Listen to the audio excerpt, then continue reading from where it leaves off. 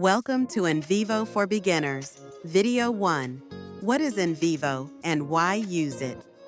NVivo is a qualitative data analysis (QDA) tool used by researchers, students, and professionals to explore unstructured data such as interviews, open-ended survey responses, audio recordings, documents, and even social media.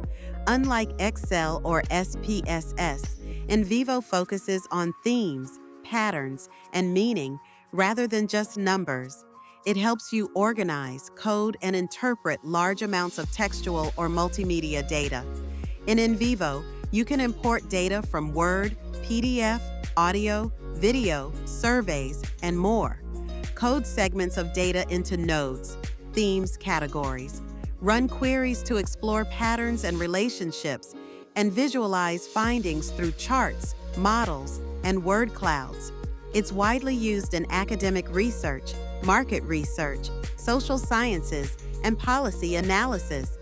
In this series, we'll walk you through the core features of NVivo so you can use it effectively in your research projects.